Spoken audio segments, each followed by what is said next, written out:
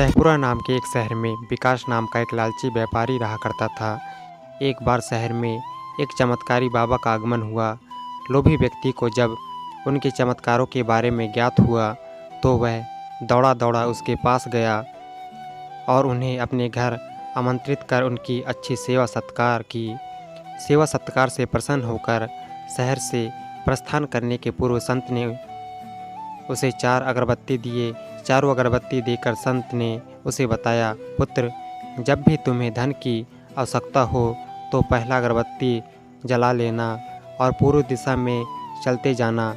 जहाँ अगरबत्ती बुझ जाए उस जगह की ज़मीन खोद लेना, वहाँ तुम्हें धन की प्राप्ति होगी। उसके उपरांत पुनः तुम्हें धन की आवश्यकता हुई तो दूसरा अगरबत्ती जला लेना, जिसे लेकर पश्चिम दिशा में तब तक चलते जाना जब तक वह बुझ ना जाए। उस स्थान से ज़मीन में गड़ी अपार धन संपदा तुम्हें प्राप्त होगा। धन की तुम्हारी आवश्यकता तब भी पूरा ना हो तो तीसरा अगरबत्ती जलाकर दक्षिण दिशा में चलते जाना। जहाँ दीपक बुझे वहाँ की ज़मीन खोदकर वहाँ का धन प्राप्त कर लेना। अंत में तुम्हारे पास एक अगरबत्ती और एक दिशा शेष रहेगी, किंतु तुम्हें उस अगरबत्ती को जलाना है, ना ही उस दिशा में जाना है।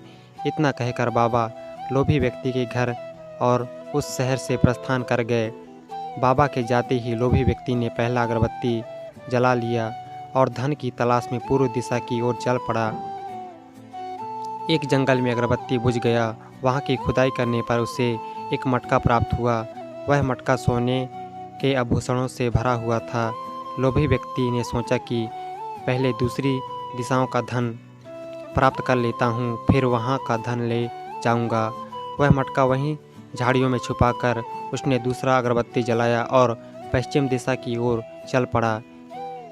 एक सुनसान स्थान में दूसरा अगरबत्ती बुझ गया। लोभी व्यक्ति ने वहाँ की ज़मीन खोदी।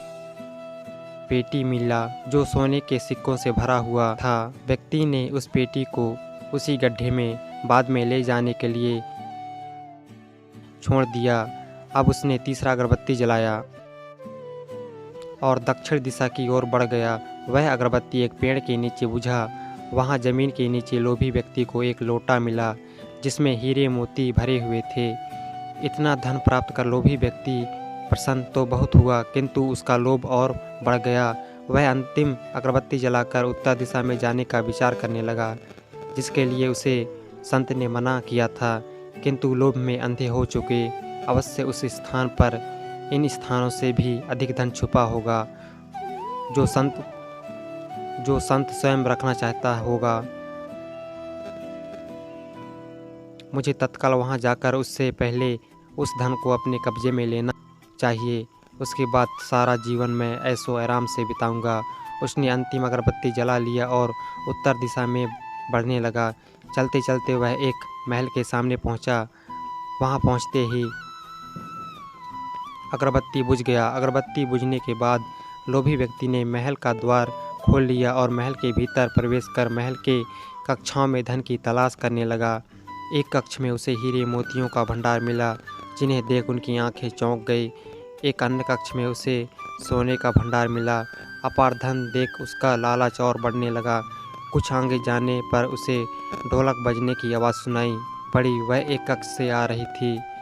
आश्चर्यचकित होकर उसने उस कक्ष का द्वार खोल दिया।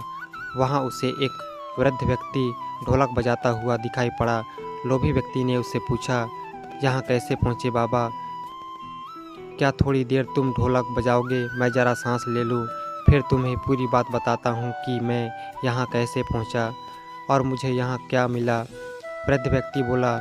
लोभी व्यक्ति ने सोचा कि वृद्ध व्यक्ति से यह जानकारी प्राप्त हो जाएगी कि इस महल में धन कहाँ कहाँ छुपा है, और उसकी बात मानकर वह ढोलक बजाने लगा। इधर वृद्ध व्यक्ति उठ खड़ा हुआ और ज़ोर ज़ोर से हंसने लगा। उसे हंसता देख लोभी व्यक्ति ने पूछा, ऐसे क्यों हंस रहे हो?